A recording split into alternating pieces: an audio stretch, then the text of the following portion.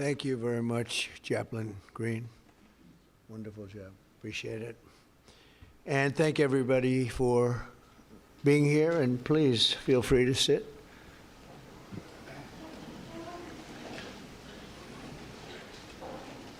So before we begin this important ceremony, and there's no ceremony that can be much more important than this, let me provide a brief update on Operation Epic Fury. Today, the United States military continues to carry out large-scale combat operations in Iran to eliminate the grave threats posed to America by this terrible terrorist regime.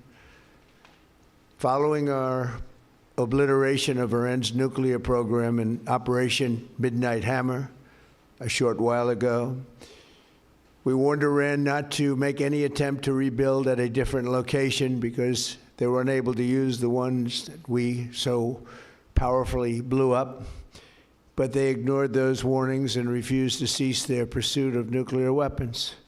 In addition, the regime's conventional ballistic missile program was growing rapidly and dramatically, and this posed a very clear, colossal threat to America and our forces stationed overseas.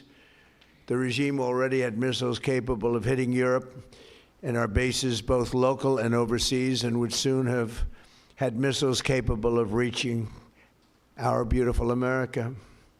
The purpose of this fast-growing missile program was to shield their nuclear weapon development and make it extraordinarily difficult for anyone to stop them from making these highly forbidden by us nuclear weapons. We were the ones that were complaining. We were the ones that wanted it stopped, but everybody was behind us. They just didn't have the courage to say so.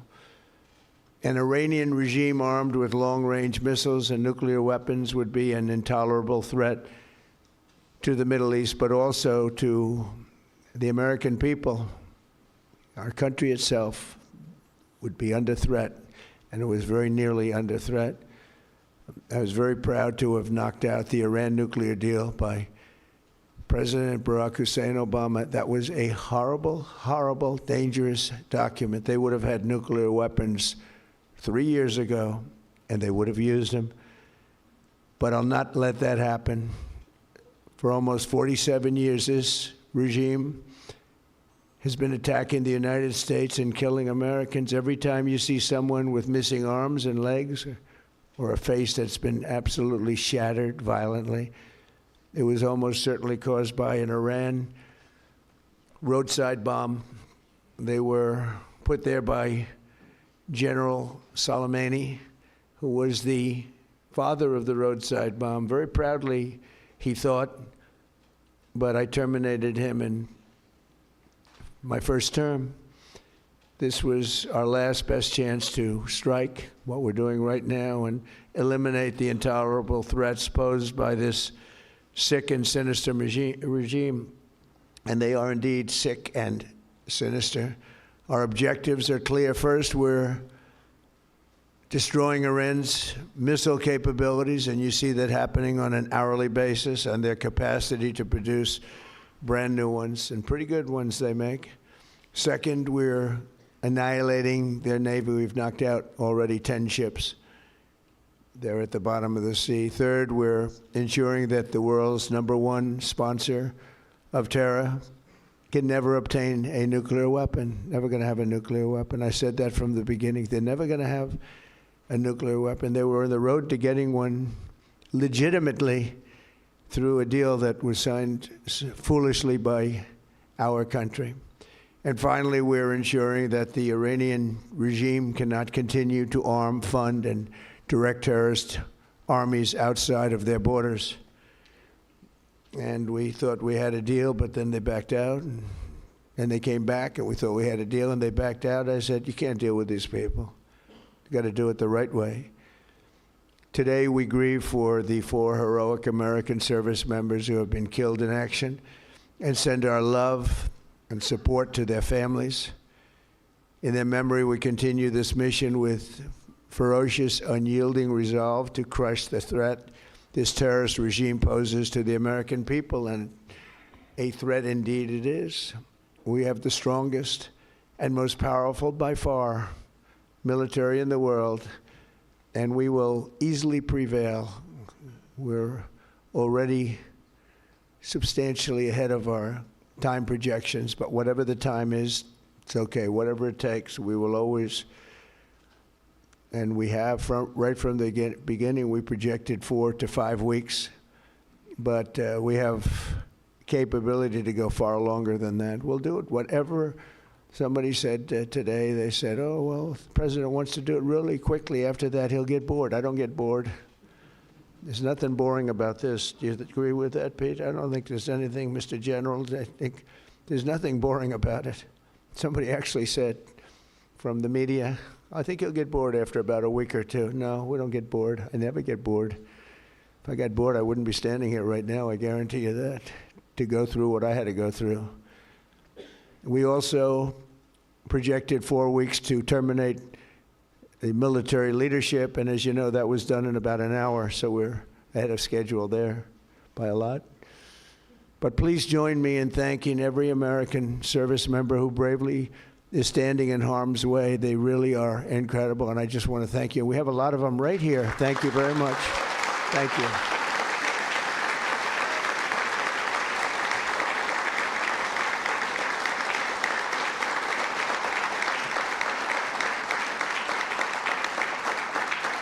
Thank you, everybody. We have a lot of great service members here with us, too, in this beautiful building. Isn't it beautiful? We're adding on to the building a little bit. We're improving the building. See that nice drape? When that comes down, right now you see a very, very deep hole. But in about a year and a half from now, you're going to see a very, very beautiful building.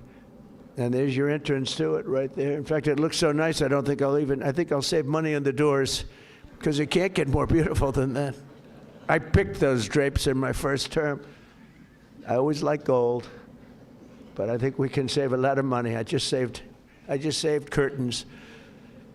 But, and it'll be spectacular. It'll be the most beautiful ballroom. I believe it, because I built many a ballroom. I believe it's going to be the most beautiful ballroom anywhere in the world. And when you hear all that hammering out there, you know why the First Lady is not thrilled exactly. She said, will the pile drivers ever stop? You know, they go from 6 in the morning till 11:30 in the evening. Can you imagine? Here? You know what? To me, that's a beautiful sound. She doesn't like it. I love it. You know what? To me, other than here, because we're donating it, not a penny to the taxpayer. It'll be under budget, ahead of schedule. You've been listening to President Donald Trump in the East Room of the White House, lapsing into remarks about his ballroom under construction nearby. But before that, the reason we came on the air, his first live remarks about the ongoing and continuous, in his words, joint operation between the U.S. and Israel on Iran. He called it our last best threat to strike, and he laid out once again in public the rationale as he sees it, which is preventing Iran from ever attaining a nuclear weapon and from continuing to build ballistic missiles. I want to bring in our chief White House correspondent, Nancy Cordes, who was listening in as well. Nancy, what stood out to you?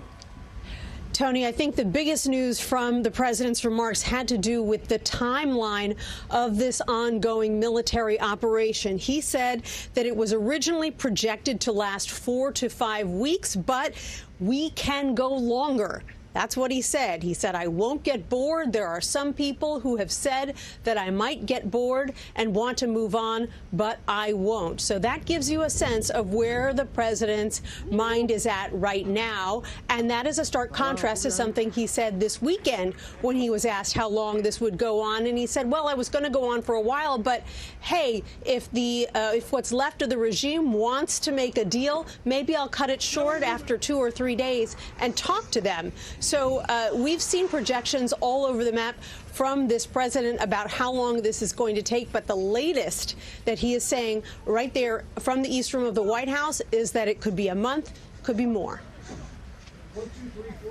Nancy, thank you very much. On that point, I want to turn to our senior national security correspondent, Charlie Daggett, just over the border from where I am. He's in Tel Aviv, Israel. Charlie, we heard General Kane earlier today say more resources were moving into the region. Do we have enough in place for that timeline we just heard? Yeah, you know, Tony, that's important. that General Kane pointed that out, because you've seen how much is already in the region and the number of strikes. He said 1,000 strikes have been carried out by the U.S. military, not just with the Israelis, but the U.S. military since this war began, and that is significant. He pointed out that the USS Gerald R. Ford, the USS Abraham Lincoln, Tomahawk cruise missiles from a number of destroyers were engaged in the fight so far. At the same time, he expressed his condolences for 4 U.S. service members who were killed in Kuwait. He said that there may be more to come. General Kane said that earlier today because of the ferocity of Iran's retaliation and the unpredictability of what might be next. Importantly, what he just said now, when we talk about trying to get rid of, as the United States has made very clear, trying to maintain or contain Iran's nuclear facilities, he said four things he pointed out. Missile capability, that is the ability for Iran to launch missiles that the United States and Defense Secretary Pete Hegseth has pointed out is a sort of conventional cover in order to protect their nuclear facilities, going after their Navy, which President Trump said that has been achieved and it continues to be achieved. They can't obtain a nuclear weapon, as I said, we repeat that, and cannot continue to arm its regional enemies or regional allies, proxies against the United States. And we have seen Hezbollah for the first time in the past 24 hours trying to strike Israel. Those were intercepted. But as we've already been reporting, and I'm sure you're going to be reporting tonight and beyond, this isn't just about Iran retaliation against U.S. forces in this region, or certainly here in Israel, which we've experienced, but taking softer targets with Gulf states. Yeah. And that is a very significant development. Charlie, thank you very much. More on that development. Oil prices are on the rise since the attack began. So I want to go to Money Watch correspondent Kelly O'Grady. Kelly, the president said he would not get bored with this assault on Iran, but markets sure can get rattled. What's going on with prices?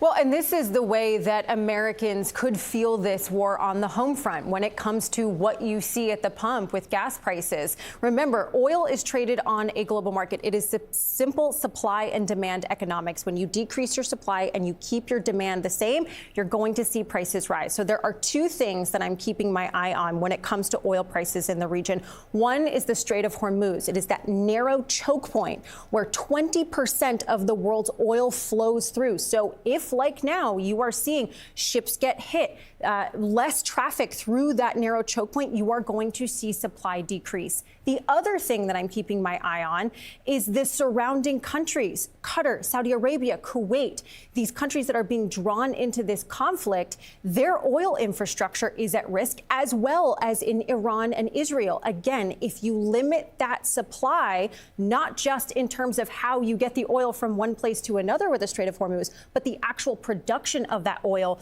you have another problem. And so all of these things, at the most extreme, you could see $100 a barrel. But Tony, I just want to calm some fears. You could also see things quickly calm down, because this is a quickly developing situation. Yeah. All right. We'll keep following it. Kelly, thank you very much. Our coverage will continue on CBS News 24/7, your local news, and tonight with me on the CBS Evening News from Amman, Jordan. This has been a CBS News Special Report. I'm Tony Dokoupil in Amman.